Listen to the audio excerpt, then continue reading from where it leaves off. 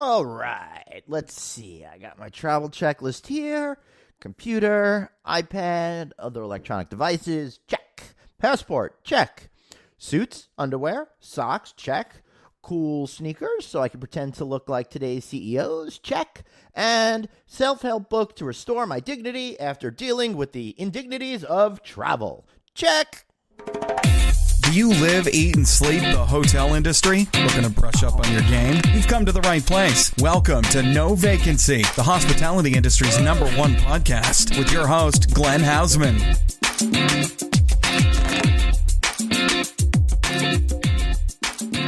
Hey everybody, and welcome to No Vacancy Podcast with me, Glenn Hausman. So psyched to have you here today. If you listened to last week's podcast, again, I got to apologize for being totally time zoned out.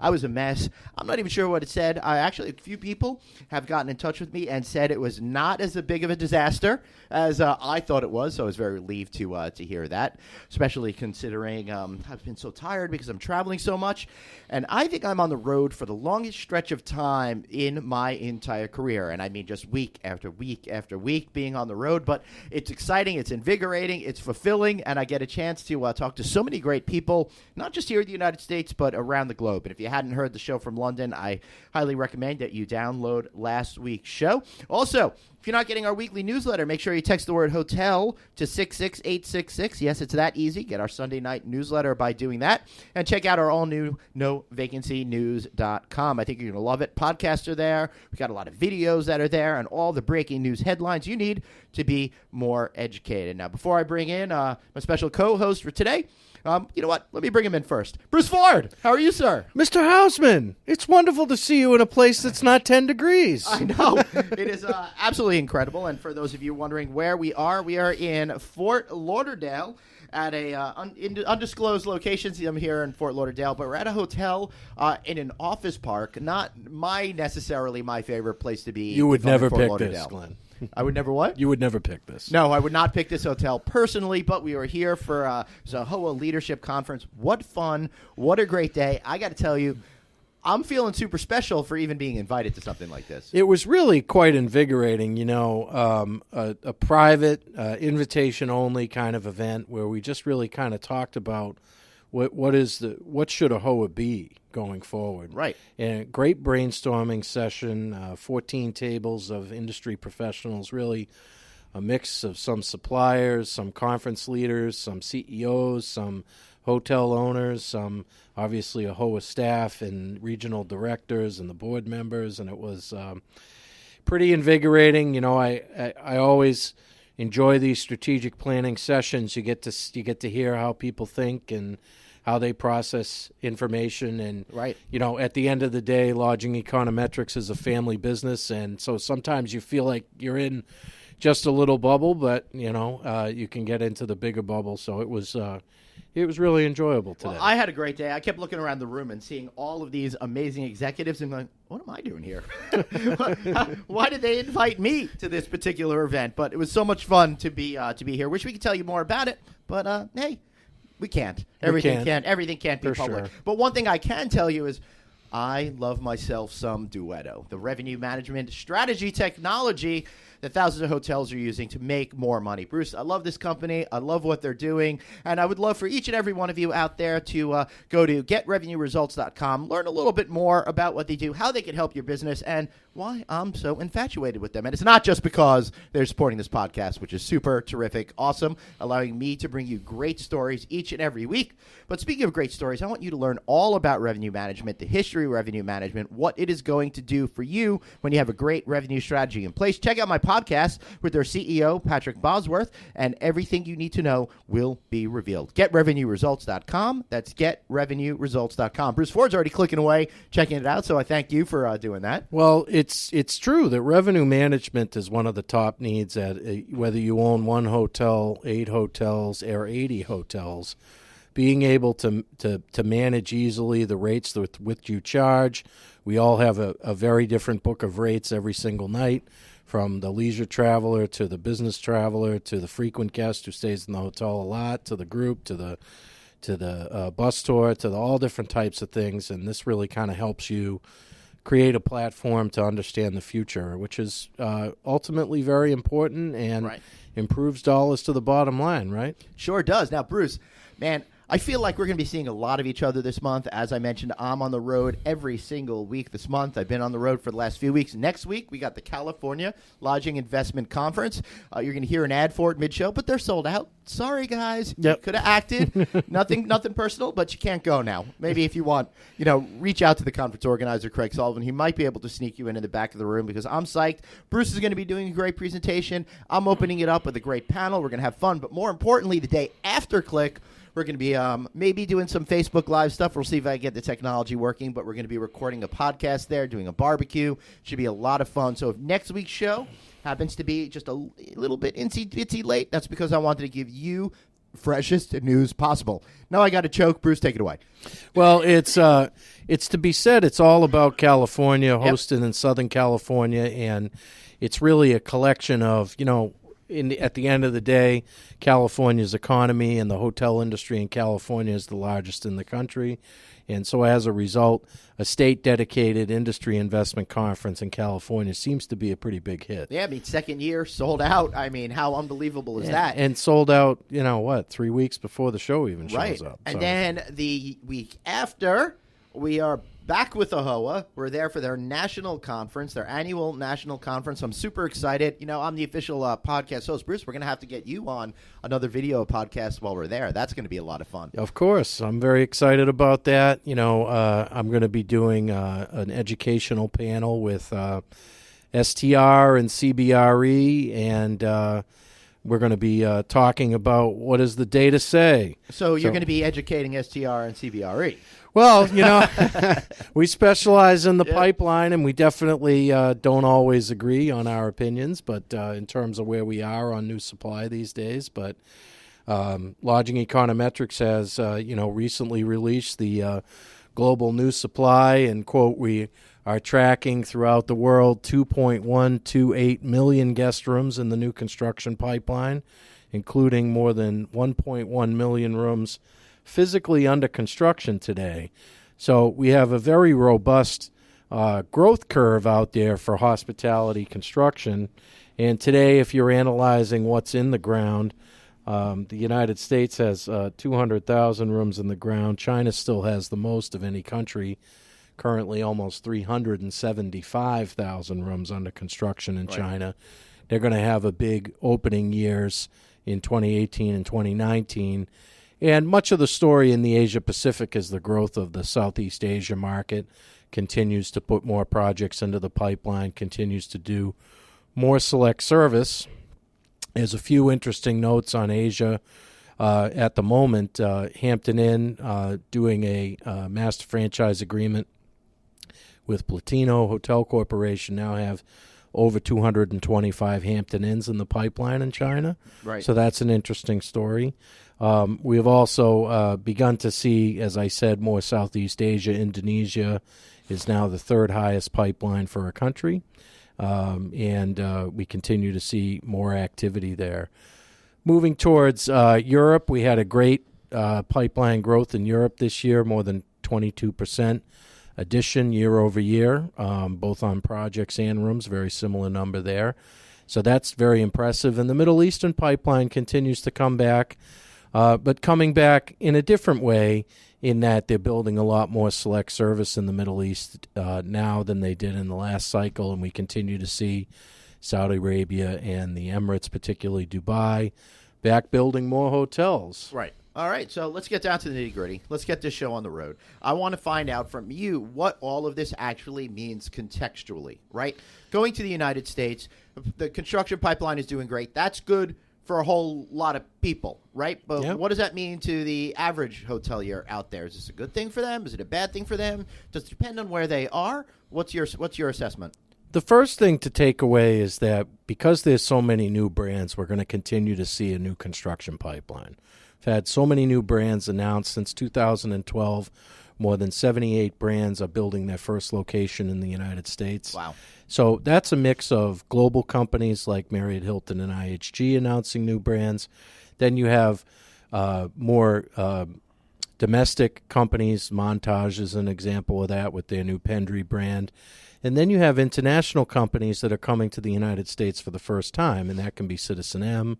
It's also Yotel. And those types of companies doing their first branded locations. Yotel obviously has a few locations in the U.S. Well, Yotel and Citizen M are in New York, but now they're looking to go to other places in the country. Yeah, and they have a new one in Boston. And but the growth of and the expansion of the chain scales is really driving the new construction growth. The second thing is that just about every location out there in hoteliers that are interested in those higher RevPAR markets, they all are going to see new supply. And there are some markets that will be more affected than others. But we've had such an unprecedented operating performance run driven by unprecedented demand growth. Right. So there's more people staying in hotel rooms every day than in previous days, and every year than in previous years, and that has really driven the industry to what has really been quite an unprecedented operating performance run. Now, it's super crazy because, we're so used to talking throughout our whole careers about, it's cyclical. I'm wondering if this is still a cycle or we're actually in a new realm and none of us really know how to understand it and relate to it. Well, the U.S. probably would have been growth in line with what we thought of, like 1% to 2% occupancy growth this year. But unfortunately, natural disasters actually are pretty good for hotel demand, because a hotel can be a safe haven for somebody who loses their house and or has to repair their home for an extended period of time. They need a place to stay. And the conversion of that actually has a longer-term impact, because once they move out, then the workers move in so that they can reconstruct the communities. Right. And this is particularly true in Texas with Houston and otherwise. But also the hurricanes that hit in Florida, both of those markets saw RevPAR growth more than 10% this year, and that pulled the industry up because Texas and Florida have quite a few hotels, and their operating performance improvements really provided a boon to the national numbers. So what you're telling me is we need more climate change. Right? Is this a pro global warming comment? Well, it's you never hope for natural disasters. Right. You never think that they happen. But certainly the hotel industry plays a very big role in helping communities recover. And so that had an impact. But additionally to that, I think that building a new hotel today is still economically feasible. Mm-hmm. The stock market run-up that we had since the election of President Trump was somewhat unexpected. We did have a correction at the beginning of this year where we went down as much as 13%. But we've come almost all the way back. So about a little bit more than halfway back. Yeah. So at this point, that still remains volatile. Okay, and it's likely to continue to remain volatile as we're dealing and grappling with a lot of big issues, both economically with the tax cuts and also culturally with the just the shootings that are occurring. I mean, this is causing a lot of turmoil. Okay. Yeah, it certainly is, but I certainly don't think any of that kind of stuff is going to stop family vacations this summer. Probably I don't think not. It's going to stop people going away and trying to make deals for business or going away for corporate trainings or any of these types of things that are filling up But what hotels. it does is it just creates a more conservative opinion of the future, okay? And I think that you think so? People, particularly in the boardroom, Glenn, I believe that people are taking a conservative stance. I think. Okay? I think see it they love to be pleasantly surprised. That would be the way. We'll take this conservative stance, and we're happy to be pleasantly surprised. Right. I see it the opposite way of you, actually. I see it as the more incidents happen, the less we're affected by it over the long term, right? Sure. So you see a terrorist incident, you see a mass shooting incident, you see any of these types of things. After a while, it's just like, oh, it happened. I saw no real discernible change in Las Vegas, other than some bad mojo feelings at Mandalay Bay when we were there the week after the shooting. But numbers, haven't gone down at all. They're going up, up, up, which is leading to major announcements in the last few weeks about hotel developments that are going in there, as a matter of fact. Well, that's a direct result of conventions and group bookings, that demand continues to grow. But also, the deals that are available in Las Vegas from a consumer standpoint are pretty good. And we're seeing development all over the place. And just look at what the Boone has done for that T-Mobile arena that they built in the park between New York, and the Monte Carlo, and the redevelopment of the Monte Carlo. Obviously, the hockey team doing so well has made a big impact. I mean, who doesn't want to go to Vegas to see their team? Right. That has had an impact.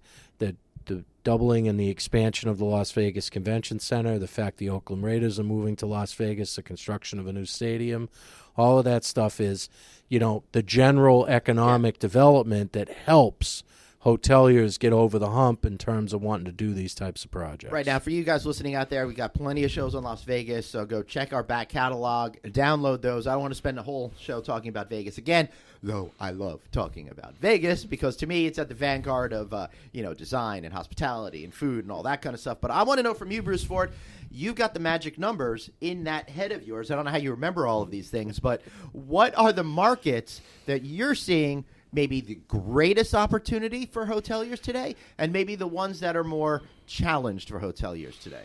Well, the ones that will see the new supply that likely will have an impact on operating performance going forward, there's a few markets that have more than 100 projects. We talk consistently about them. New York, but it's a little bit less about Manhattan. They've had the Manhattan growth is either happened or is in the ground and going to happen. Okay, certainly the developments that are happening near the Javits Center will be the next big boon of hotels in Manhattan. But for the most part, we've opened the other hotels.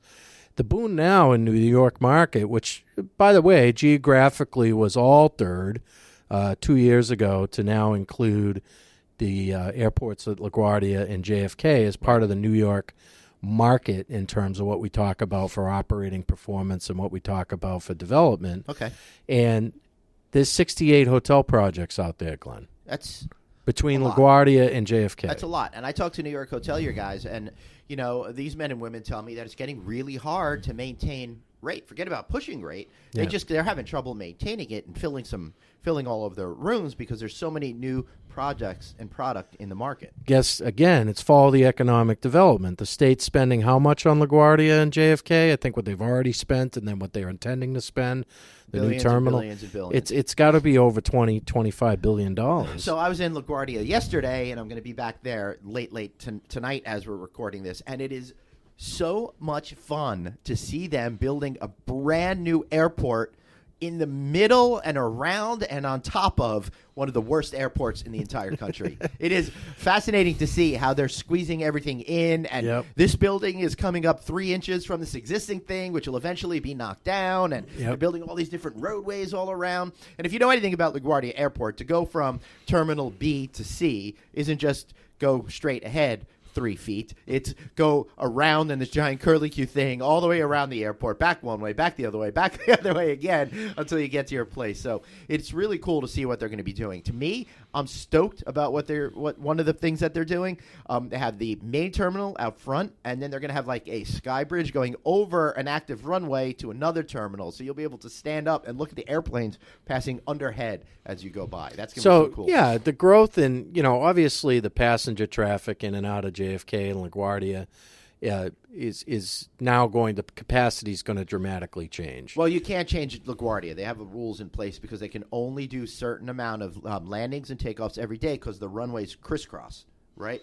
Yeah. JFK, they've got a lot more flexibility in order to keep building. And speaking about JFK, what about that TWA hotel? I'm so excited about that hotel. Of course you are, Glenn. I don't know which hotel you're more excited about, that one or the Star Wars Galaxy Edge Hotel. All right, I'm super excited about that. But that's otherworldly, pun intended. But that TWA hotel, to me, look at the design aesthetic on my site. Look at my logo. It's got that 1960s kind of feel to me, which is the purest and most exciting era of the hospitality business.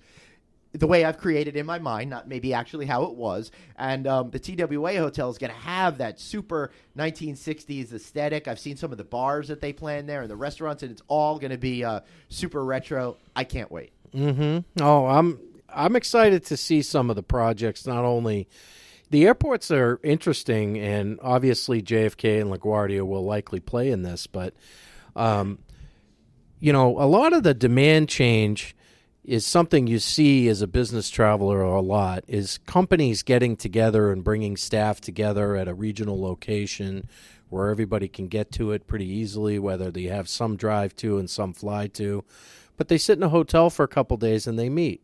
Less and less people report to corporate headquarters every day, and they have to have these meetings, okay? And they have to get together, and they have to, whether that's strategy or marketing or departments or sales conferences, and a lot of that demand is flooding into hotels that are what we'll call not the big traditional 50,000 square foot meeting space hotel. It's flooding into a lot of upscale hotels and some of these smaller properties that have, you know, more like 8 to 10,000 square feet of meeting space where not a ton of AV is needed per se. We're not running a big convention. We're just having some meetings. Yeah, so, not only that, but I'm seeing airport hotels take off because, for example, my company's doing a hiring blitz, right? And I'm flying in people from around the country. I get a small suite at the hotel at the airport. I do all these interviews so people could come and go. It's a lot more convenient. It's a lot less costly for the company because they don't have to worry about the transportation back and forth, and in a lot of cases putting people up overnight. Pretty cool. And they can come in and out on the same day. Yeah. So we're seeing an increase in airport hotels. Follow the economic development. Where are the stadiums going? Where are the convention centers expanding? Where is new office? That's been your mantra for years. In Atlanta, you get, you know, in Dunwoody, you have the new Time Warner moving there, but you're also going to have Simmons Bedding, Simmons Serta Bedding Companies doing a new headquarters there, and so there's State Farm's got new buildings there. I mean, there's tremendous amount of office development there, and so you're going to get new hotels. All right. So, what other super terrific markets and super sad markets are you seeing out there? Well, Los Angeles downtown is certainly about to see quite a bit of new construction. Thank goodness. Yep. As a customer there once or twice a year, I'm very happy to hear that because I'm tired of having to stay really far away from the convention center at outrageous prices. Mm-hmm. Well, it doesn't mean they're going to saddle right up to the convention center, Glenn, but they will be in proximity. There will be more rooms. There will in be that more area. rooms, for sure. As long as it's a short ride. I just don't want to have to do a 20, 30-minute ride after being at a conference all day. What's I think also, and you asked me about markets, Glenn, and I would really be keen to say this to people that if you're an upscale hotel, you're going to get some upper mid-scale and some mid-scale new supply that's going to, quote, clip at your heels and challenge you to continue to remain renovated, okay? If you're an upper mid-scale brand, you're going to continue to see more mid-scale and more upscale that, again, is going to challenge you to stay renovated. So hoteliers have had this unprecedented run.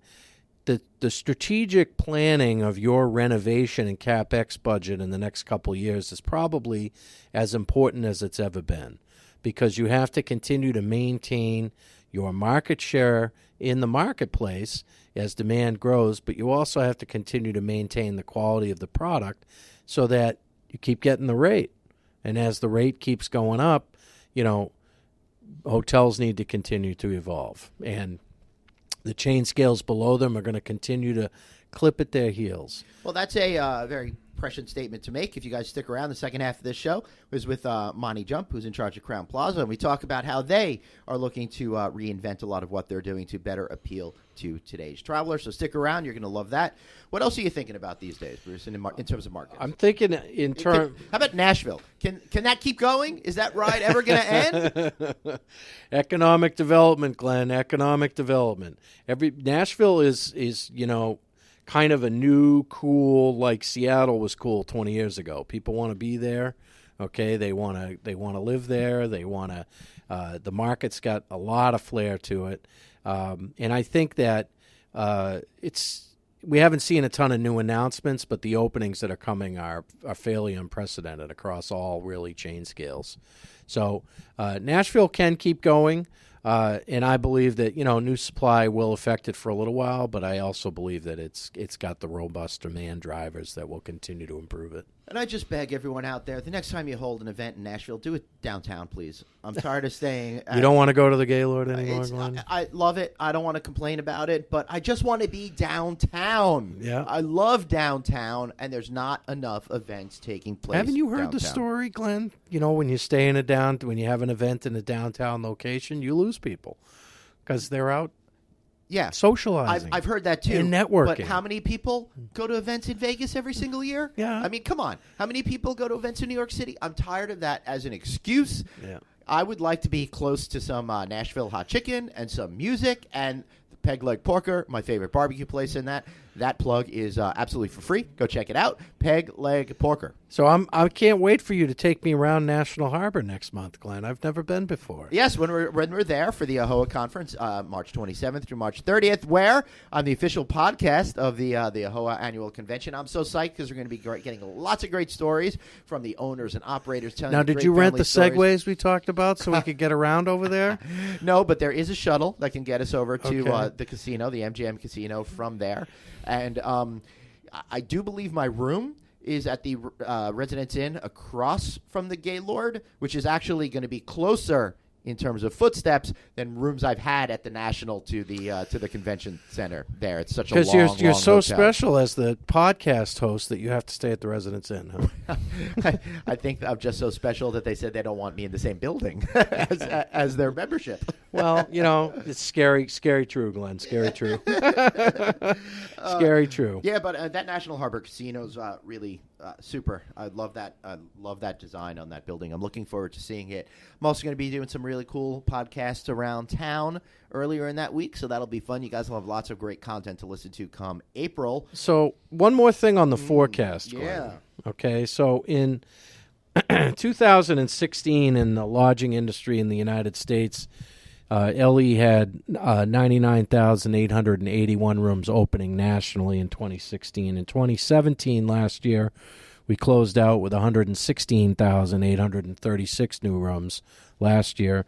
We have a forecast out there for 2018 at a larger number, 130,209 rooms scheduled to open this year. And in 2019, we're forecasting another uptick of 137,546. Now, that last number would be a 2.5% supply growth, which would be higher than the longer-term demand average. However, we're now going on 7 years of 3+% demand growth nationally. So we're not seeing an overwhelming supply story like we did in the 90s and in some of the 2000s where we saw supply growth at 4%. We just don't have that in the offing, okay? Doesn't mean you're not going to get new supply. Doesn't mean you shouldn't challenge yourself to continue to renovate your hotel. But you should be looking for it now because it is coming, and the new brands obviously have a lot more fresh look than a 15-year-old select service hotel. Right, and we were talking to some people yesterday about the economics of some of these new brands, where they could fit more rooms into a smaller piece of property, and maybe be $5 cheaper than the guy down the road, and make a lot more money. Yep. But these select service hotels is the reason that they keep announcing more brands in upper mid-scale and mid-scale. It's because the profit margin is healthy if done well. Yeah, I mean, I can't wait to go to my first Best Western Glow and Vibe, for example, and see what those are like and some of the other new brands that are coming up. I heard that Best Western is going to be open their first dual brand, Best Western Plus and Executive Residence in Colorado Springs coming up. Oh, really? In April. In April. Yes, very exciting. I'm excited about that, too, considering that I'll be there for Labor Day weekend in Yes. Colorado. Maybe I'll go check that one out. The platform for the dual brand, quote, shared site is very popular out there today, and I think we talked a little bit about it the last podcast that we did. Or two ago, whatever it was. But LE would have a significant amount of information about that, and it's really leading to a renaissance in extended stay that maybe we haven't seen for a while. I mean, I think everyone's getting tired of me talking about how much I love the extended stay category because it's so interesting and exciting. Who doesn't want a bigger room? Right? Yeah. Yeah. I mean, when we came into the industry 20 years ago, extended stay to us was, well, I'm going for a week or more. Right. And now, it's the concept really kind of boiled down to, I might be staying for 2 to 6 nights, and it's just a larger room with more space to spread out, which we all enjoy. So is that your favorite category right now, or is there another category that you're more excited about? I stay in extended stay hotels. I wouldn't say it happens all the time. I'm still, locked into a lot of my travel ends up in larger upper upscale hotels simply because that's where the meetings are, and that's where the locations are that I'm headed towards. Yeah, I same thing here. But I did stay at 47 different brands last year. Holy crap! And I'm going to try and do that again. I want to really. It's as a goal in being a hospitality industry consultant and working on brands and talking about brands a lot, I feel it's important to continue to experience each one of the brands more that I can. Yeah, it's very important to, I think, as an industry professional to be able to do that. I wish I could do more of that, but a lot of times I'm limited to, the event's here, that's where I'm staying, Yep. Well, Glenn, you know how to make alternative choices, so you're growing up. You can do it. Aw, thanks. That might be the nicest thing you've ever said to me, Bruce Ford. No, don't count on it. All right, any final words before we cut to commercial break? Well, as we enter March here, okay, and we close out the first quarter, I would expect that we're going to continue to see more consolidation in the industry. That's going to be a big thing. We've seen a couple portfolios transact. I think we'll see more, okay? I think Extended Stay announced they're selling 25 hotels. Yes, they just Accor announced the deal. they're selling a majority stake in their Hotel Invest that they repackaged. Park Hotels and Resorts. It's just sold to, in the UK portfolio, to Starwood Capital. Yeah, and then we had some obviously brand acquisitions with La Quinta going to Wyndham and Wyndham purchasing American. We continue and will continue to see more of that, especially if the stock market remains up. The public companies will be under pressure to spend, and because the dollars are there. I would like to talk about that next week when we're in California on the podcast. And I want to hear from you guys out there, because I want to know from you as owners and operators, how is consolidation, do you think, will affect your business? There's pros, there's cons. I want to know what you guys are thinking, so we have great fodder for discussion. Think about it as a brand. Yep. Okay, think about it as an owner.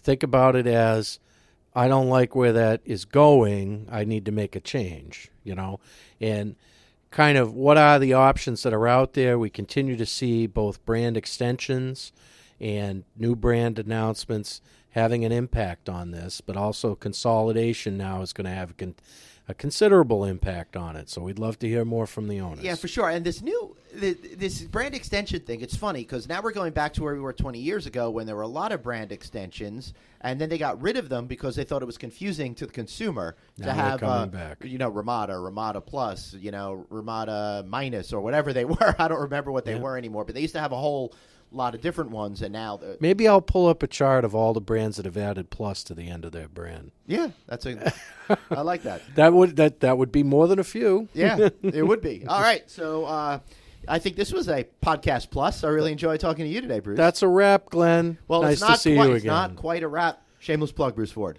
BFINANH on Twitter. Of course, Lodging Econometrics on LinkedIn will help you follow along with everything that we're doing. And Logic Econometric on Twitter. Leave off that last S for savings. Yeah, for sure. And we're putting out more nuggets and news and on the industry than ever before. And so we'd love to hear from you. Great. And I want to thank all of you guys for listening. Stick around. You're going to love this interview I had with Monte Jump of Crowne Plaza. Really great stuff. Thanks for listening, and we'll be right back after this message. Have a question for your host, Glenn? Tweet him now at Traveling Glenn. No Vacancy, the hospitality industry's #1 podcast. We'll be right back. From Eureka to San Diego and Malibu to Bakersfield, the California Lodging Investment Conference, CLIC, is one of a kind, focusing exclusively on our Golden States hotel market. CLIC was launched in 2016 by Craig Sullivan, a seasoned hospitality industry professional, to harness the knowledge of our industry leaders, support our community, and educate emerging talent. Click brings together lodging professionals from California and beyond for one day of learning, professional development, and networking. If you are an owner, operator, investor, broker, developer, lender, management company, brand, or professional services provider, you should plan on attending Click 2 on March 8th, 2018 at the Hilton Irvine, Orange County Airport. We invite you to go check out the California Lodging Investment Conference website at cliconference.com for the latest details and sponsorship opportunities. Early registration now open. And as a listener of the No Vacancy with Glenn Hausman podcast, please make sure to use our exclusive discount code of No Vacancy when registering for this one-of-a-kind in California hospitality event that sold out in its very first year. Back to the show. It's No Vacancy, the hospitality industry's #1 podcast with your host, Glenn Hausman. All right, guys, so today we're going to be talking a little Crowne Plaza, a brand that I've been rooting for a long time, a brand that seems to have been trying to figure out what it wants to be. But I have a great feeling that the folks behind the brand have decided what it's all about. And I think for me, as a business traveler, dude, I am very excited about it because they're going to be catering to me. And who doesn't really like being catered to? And I mean, fact of the matter is nobody caters to me here in my house where I'm recording this interview. So it'll be nice to actually get catered to and cared about at a Crowne Plaza hotel. So to take us through what's going on, I have Mr. Monte Jump. He's Crowne Plaza's Director of F&B Service for IHG Americas. Monte, how are you, sir? Doing well, thank you. Well, thank you so much for being here today, man. I'm excited about this because, I know a lot of owners of Crowne Plaza's hotels. They're rooting for this. I'm rooting for this. I've seen you guys over the last 10 or 15 years trying to figure out what you want to be. I think you figured it out. So I'm excited to talk to you about that today. Well, I'm excited to talk with you as well. All right, Monte. So tell me a little bit. Maybe we could just start, before we get into where you're going, where we've been, and what you recognized as what needed to change in order to better connect with today's business traveler. Yeah, I mean, I think you hit on it. I mean, it is all about giving the business traveler what they want, and we believe we are becoming the hotel of choice for these more modern business travelers by understanding what they need and what they want, and that means putting even a greater emphasis on the way we all interact with our guests, ensuring their ability to connect effortlessly, get a great night's sleep, that's important, of course, enjoy a high level of food and beverage service, because that's part of what I do here as well. But we want our guests to expect more than they do from us than they do other hotels, because we believe we're a hotel brand like no other. Okay, now, Monte. So it really begins with, yeah, go on. Sorry, I didn't mean to cut you off. So it really just begins with what the guest wants. Okay, makes sense. So I think you do kind of know what I want. But the trick to me is, how are you actually going to deliver that? How are you going to be different than what I've gotten? I mean, quite frankly, I stay at a lot of brands, and they all claim that they know what I want, but I'm not really inherently sure that they truly understand what I want. And your tenants there seem to be right on. So you've got this new program that's underway, a $200 million multi-year transformation of the Americas region called Crowne Plaza Accelerate. So how is that playing into everything that you're doing? Yeah, so this program is certainly a part of that big investment that we have in the brand. We've developed what we believe is our brand promise to guests, and that is making business travel work by bringing humanity to business travel. And so, what that means is that we want our colleagues, who I believe are the most valuable people within our company, because they interact with our guests every day, and we want to equip them to deliver for our guests the best possible experience. So what that means is we are moving away from this scripted approach that you often get, or a guest often gets when they go to a hotel. And so we want our colleagues to sort of embrace their own personalities and individuality and endeavor to connect with a guest in a meaningful way, so that we can deliver against their needs and wants. Okay, Monty. Now, I agree with you 100%. This is the kind of stuff that I talk about when I'm delivering keynote speeches or trying to give CEOs a hard time on panels. But how do you actually make that happen? Because I think our human instinct is to just try to follow the rules, because a lot of times, if I was a front desk person, I might theoretically, perchance, be a little nervous to trust in myself when I've got my job on the line. You're absolutely right. And we have, in my view, one of the best training departments in the industry. And so we are endeavoring to equip our colleagues with everything they need to deliver against this new strategy. So we've created training videos. We're conducting 16 road shows throughout the United States and Canada and Mexico in the upcoming months. We're training the trainers. We're training our general managers and our brand champions. Then the video content will be reinforcement. We're creating job aids and facilitator guides. We are doing everything we can to make sure that our colleagues are properly equipped. Because to your point, some colleagues are not comfortable with this. Some of our colleagues are introverts. And so we need to make sure that we provide them all the tools and training they need to deliver against this. Yeah, do you have a program, Monty, to train owners? Perhaps maybe that'll be helpful for you guys as well. Just kidding. Go on. Yeah. Yeah, actually, so we actually announced this at our owners conference last October, and so we gave them sort of the shell of the program, and there's huge excitement among our owners. And then the days following, we brought general managers in and kind of walked them through the process of how we got to where we got, the reasons behind where we got to where we're going, and what we're going to provide for them in terms of training going forward. And there's just huge excitement at this point within ownership and leadership within the hotels. Yeah, Monty, I agree. I could see why there's huge excitement. And like I said, I've spoken offline with some of the owners there, because the owners do believe in Crowne Plaza. It's just a matter of taking something and creating a very distinct identity for the brand, and you're headed, I think, for sure in the right direction. And for everyone listening, we'll get into more of the specifics about that in a minute or two. But I love the idea of the training aspect to try to imbue people with that sense of individuality so they could create those meaningful interactions with guests. It's so important, especially one of the lines I always say is, the hospitality industry, the service economy is expanding so much that it's getting more challenging for the individual hotel to find those people that come with the inherent skill set already for hospitality. So you're going to have more of those introverted people, I think, more of those people that might be a little bit uncomfortable in their own selves, and you'll have to train them to get out of that and to be able to deliver that great service. That's a great point. I mean, one of the things that I didn't mention to you earlier is, in addition to all the training materials, we're also developing new people tools. And that includes, how do you hire for this specific individual you're looking for? Someone that is a little bit outgoing, someone that has high EQ.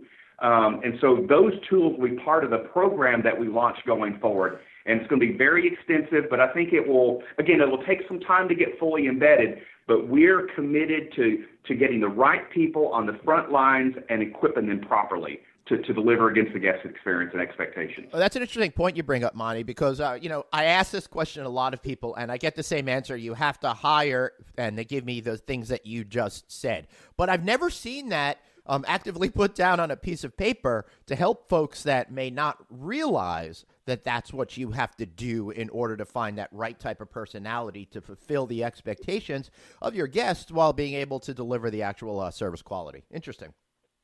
Yeah. I mean, we want people who smiling is a natural thing for them, right? Because you can't train that. You can't train that. So there has to be something in their personality that is sort of the baseline, and then we build upon that.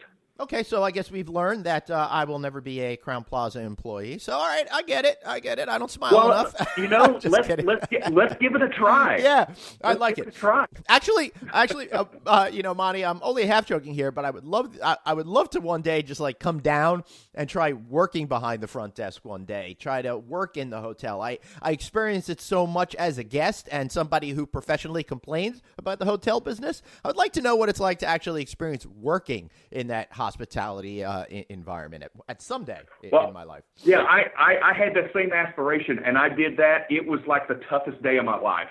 Right. It is hard work being behind that desk, just because of not only trying to interact with guests in a friendly and hospitable way, but then you've got all these computer systems that you have to contend with, that you have to navigate through. And I'm technologically challenged, so that was particularly difficult for me. Oh no, poor you. That's quite the burden to bear. But at least you got great people on the team at the hotels to make it happen. All right, so let's talk a little bit about it from the customer point of view. What is the experience for me as a business traveler going to be all about? Because for me, it's that first impression that's really important. But I'm viewing what my first impression is in different ways every time, a lot of time depending on how quickly I got through the airport or whether or not I had horrible delays or what the weather is like. So you folks are beholden on trying to make me impressed when I walk in, but you never know what you're going to get. Right. I think, sometimes it's the very simple things that matter most. One of the things we uncovered during our research and insights phase was that we found that, or at least our going-in assumption was that the business traveler is looking for this very efficient sort of experience. Right. They want it fast. Our research kind of turned that notion on its head. Mm-hmm. If we think about kind of the leisure traveler versus the business traveler, the leisure traveler, they're with family or friends. They have built-in connections as they travel. So they're less likely to need that connection with a hotel colleague. But on the other hand, the business traveler, they may be traveling alone. They may have been away from their family for multiple days. And they may have, in fact, not connected with an individual all day. They are clamoring for some level of connection. So that could be, hi, Mr. Smith, welcome to Crowne Plaza. May I call you Jim? And so when we start interacting in that way with exchanging of names, you introduce yourself, you give your name, you get the name. That is the first level of sort of connection that we're endeavoring to do. That's terrific, Monty. So, I think that is so critical. And I'm sorry, I don't mean to cut you off. You're giving me such great answers, but to me, I feel like the hotel industry in a lot of ways gets groupthink, and we all decide that we have to do something, but it's not necessarily based on that research element. I've been told that business travelers don't want to stop at the front desk; they just want to go straight to their room. I do want to stop at the front desk. I just don't want to wait on a long line. I want to be greeted by name. I want to feel like I'm making that connection with the person behind the counter. Exactly. And we're endeavoring to not let your first encounter be at the front desk. We want you to be greeted by the bellman or the driver that drives the shuttle from the hotel. We want your experience to begin then. And ideally, that person would begin to make a connection with you and then actually walk you in and introduce you to the individual behind the front desk, so that it sort of continues with that dialogue. And part of this, this freedom within a framework that I mentioned is not every business traveler wants a connection, and so we're trying to provide tools and training to be able to read that person. Some of them may be in a hurry and may just want to get through the check-in quickly. So we'll adapt to that. But if it appears that they've got a little time on their hands and they're kind of seeking that connection, we'll provide that to them. Yeah, Monty, that is I would say a great aspiration, but also simultaneously a tough challenge, because even just looking at myself, I want to be treated differently every time I go in, depending on mood. So it's going to be really interesting to see that freedom of the frame within the framework to actually get people to read the personalities that are walking in the door and respond to them accordingly. And if you can do that, I think that's going to make a big, big difference to the setting the stage for the experience that I think that the guest is going to have within the hotel. Yeah, I mean, you're absolutely right. And, it sounds simple for me to say it. It's harder to do. Oh, yeah, it was definitely simple for you to say it. Yeah, I mean, this is, we believe this is a transformational change that certainly can't be done overnight.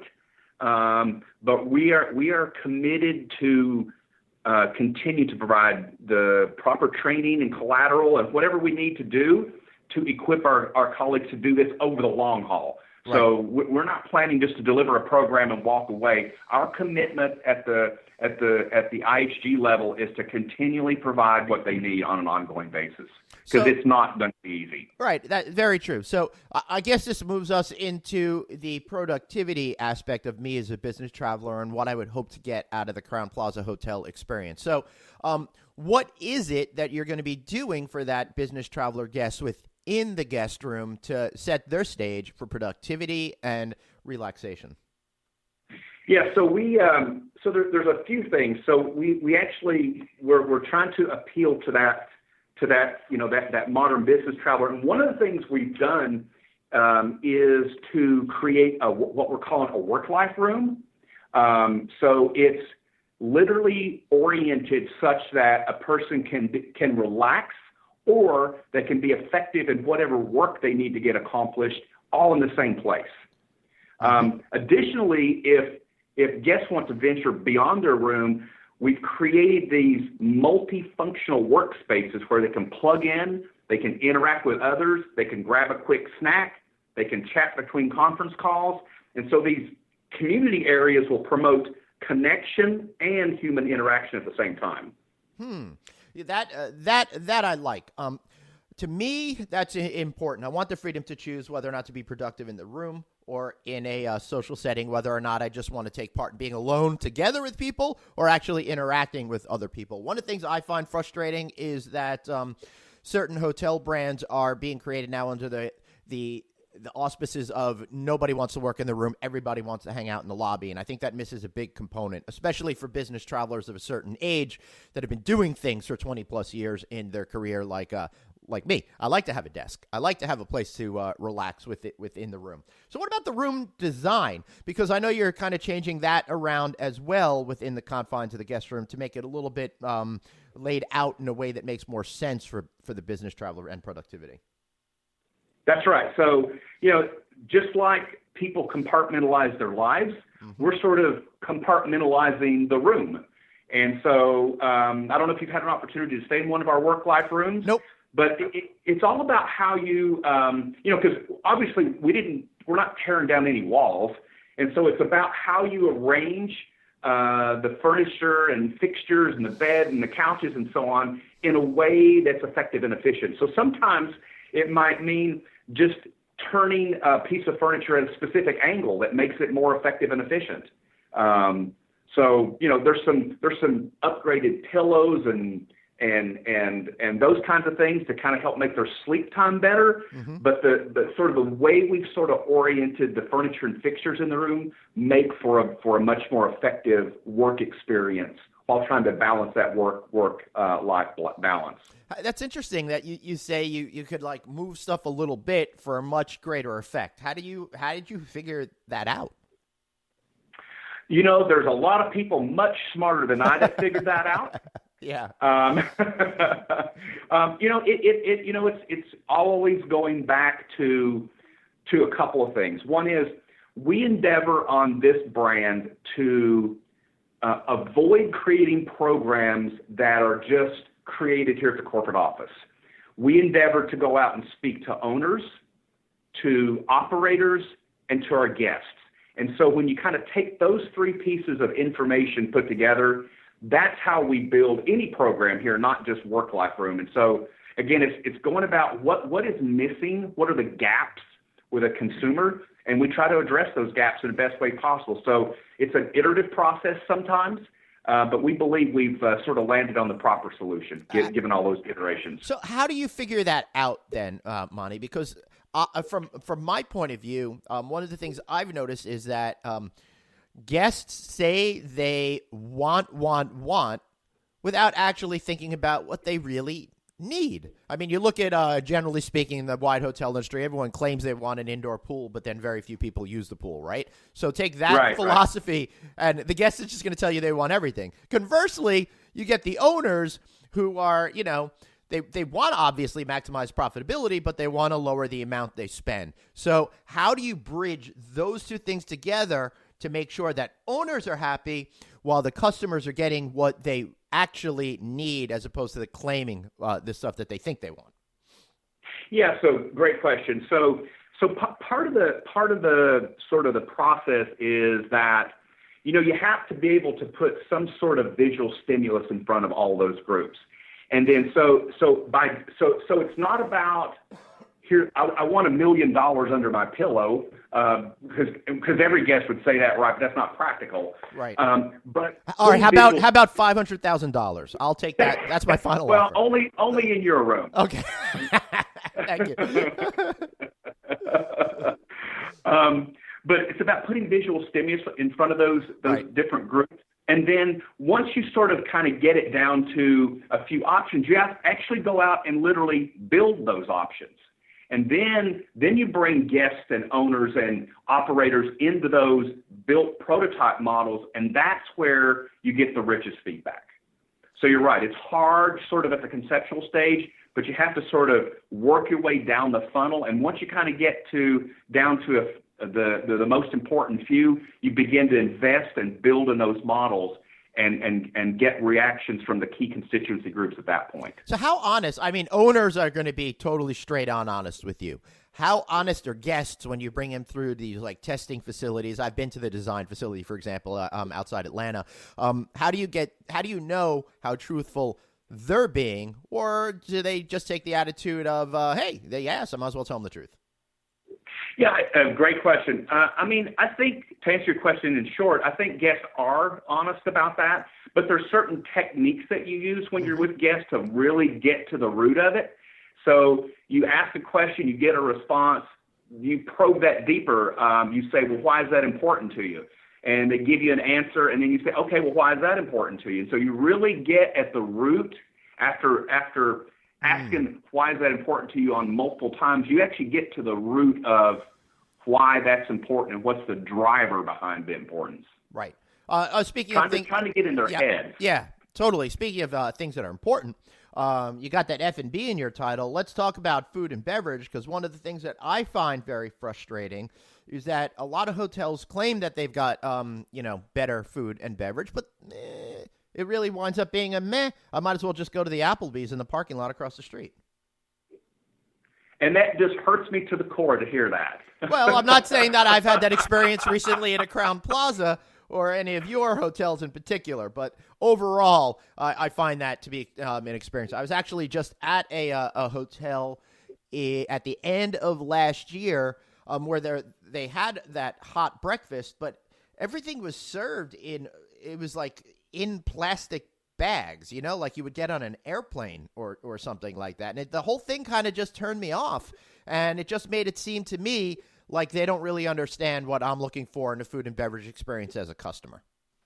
Yeah, so we much like we did for the service, we conducted significant consumer research. We actually did a piece of research called need state segmentation, which we don't need to get into on the call, but it's a piece of research that really sort of try to get at the wants and desires and the benefits that guests are looking for in a food and beverage experience. Right. And so one of the key things we learned from guests are when they're going to a hotel and looking for a food and beverage experience, one is when they go from one Crowne Plaza, whether that's in Atlanta to one that's in Los Angeles, they want to be able to expect a core menu that's the same regardless, that they can count on. Yep. So if there's a dish that they're craving that they like, they want to be able to get that if they choose to. But secondly, they also want the ability to try something local. And so it's important that when we created this program, there was the flexibility to be able to add in. So if you're in South Carolina to have shrimp and grits, or if you're in Texas to be able to provide barbecue, or if you're in Seattle, you want sushi. So we've added some flexibility to the menu in that way. So we're launching that new program now. In fact, we have what we're calling our road shows that are coming up next month to begin to cascade this new food and beverage platform out to our entire brand. That's awesome. I'm actually I'm looking on the your website right now, and I see edamame. What a great thing to have on the menu, because for me, as a business traveler, I crave the vegetables, and I find that is the perfect little snack. And the other stuff you have, like the flatbreads and that sort of thing, they look very fresh. They look like they're very flavorful and have just a brightness to their color that makes them look very attractive to want to eat as well. So looking good to me so far. Yeah. I mean, we wanted to bring sort of a contemporary flair to the menu offering. So because we consider ourselves an upscale hotel, and so we want the food and beverage experience to sort of match that. And so our food and beverage offering isn't going to be necessarily traditional things, or it could be something traditional, but it's got a twist to it. Right. Here's the thing, Monte, that I'm curious as to what you're seeing in your world. For years, guests have been saying they want healthy food items, and then they go ahead and eat the junk anyway. Are we seeing a change in that, or do you still have to have those healthy items for people to take a look at and then not order? Yeah, I think it's always important to offer healthy items to folks. Because there are people out there who are, diet restricted for whatever those reasons are, or they're watching calories. So we want to make sure we have something to offer to those guests. But there is an interesting piece of research that I saw a few years ago that showed that those restaurant companies that provide calorie information, there's actually a 25% increase in calorie consumption at those restaurants, which is kind of funny. What? I would have thought you went the other way. So that's pretty I'm just turning crazy. The world upside down today. Yeah, I'll tell you what though. There's one major food chain out there that is so rich with their foods. I feel like every single dish is 2,000, 2,500 calories and stuff like that. And I had to cut that brand out of my life entirely. It just got to be too much. I don't need a month's worth of fat in one single day. I like to spread that out over a couple of days, at least. So interesting point of view. Away from the food and beverage, though, I'm hanging out in the lobby. I want to get my work done. Please tell me you've got enough outlets for me to charge my stuff and that I could watch my Netflix without having to worry about it skipping. Yeah, I mean, so that was what I was alluding to a little earlier. We've got what we call Plaza Workspace, and so that takes different forms. There's community tables, tons of outlets to either charge your phone or plug your laptop into. We have small screens where you can actually, if you want to share what you're working on with a colleague, we've got that for you. So that's the community table can seat, about 8 people or so. We've got these little pods where a couple people can get into comfortably, have the same kind of level of connectivity, as well as the ability to show a presentation. And even within all of that, every one of those, whether it's a pod or a community table, we have tablets. So let's say you're working away and you get hungry. There's a tablet there. You can order food while you're working. Oh, sweet. While you're working. Yeah. And then on top of that, we have these studios that you can rent by the hour. So if you've got this really big meeting you're planning for and want to practice a presentation, we've got studios you can rent by the hour to address those needs. So we feel like we've got, for every sort of work occasion, we have you covered. What's your expectation for people that aren't staying at the hotel but wanting to have a place where they could be productive while having some food and beverage and maybe even hold a meeting? You think you'll see a lot of those kind of folks? I do, yeah. I mean, and we're placing a bet on that. Ooh. Yeah.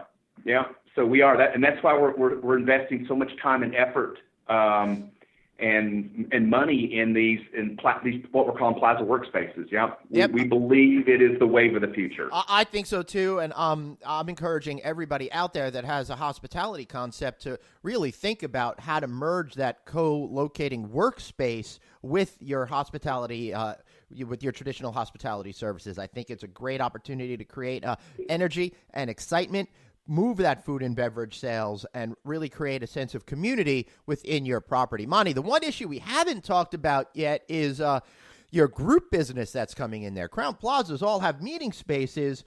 How does this play into your strategy to boost the meetings, and what is your overall impression of the group business these days? Yeah, I mean, we've got a great dedicated team that addresses sort of that business-to-business aspect. And actually part of our marketing investment is being allocated to that group, because it's an important group of people to us. It's a way for us to, and that's one of the reasons why we're creating Plaza Workspace and different meeting rooms, because potentially people are going to experience the brand without not necessarily staying at the hotel. So they could be local and coming into our hotels. We want to give them the full Crowne Plaza experience. And so they're a huge, important group to us. And the whole service philosophy, by the way, is the sales team's going to be trained on that as well. And so we're going to endeavor to use this connectivity, new connectivity service style within the sales team to help boost that up. Beautiful. I love it. All right, before we wrap up, anything else that you feel that you'd like to say, Monty? I'm not sure if I caught everything, but I'm feeling pretty good about myself, unless, of course, you want to crush my hope and dreams and tell me I missed a lot. No, you didn't miss anything. I mean, really, just tell me when you want to come work at a Crowne Plaza. We can set that up for you. We'd be happy to meet you at one of the Plaza Workspaces and maybe buy you lunch one day. I love it. That sounds like a lot of fun and interesting. And you know what? I'm down in Atlanta from time to time, for example. I may be coming down there this spring. Well, I'm definitely coming down there this spring for a particular conference, Hunter Investment Conference, which I hope to see each and every one of you at. I'll be recording podcasts. I'll be shooting videos from there. It'll be a lot of fun. Monty, this is your chance. Big chance. Time for a shameless plug. So be completely insane and go for it. A shameless quote? Plug. Shameless plug. Wow. You can give me a shameless quote too, but I think the plug will work out better for you. Shameless plug? Okay. Oh, yeah. I mean, look, we believe in this brand, Crowne Plaza brand, and we're endeavoring to build brand advocacy, and we do that by delighting guests every day, and so that's what we're endeavoring to do.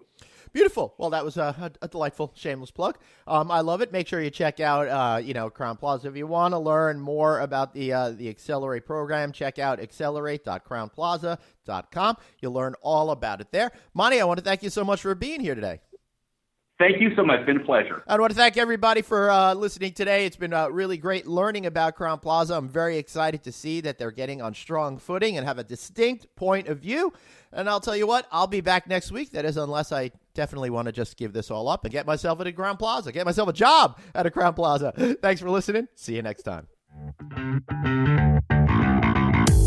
Thanks so much for listening to No Vacancy, the hospitality industry's #1 podcast, with your host, Glenn Hausman, online at rouse.media, on Twitter at TravelingGlenn, and on Facebook.com/Glenn.Hausman. We'll catch you next time.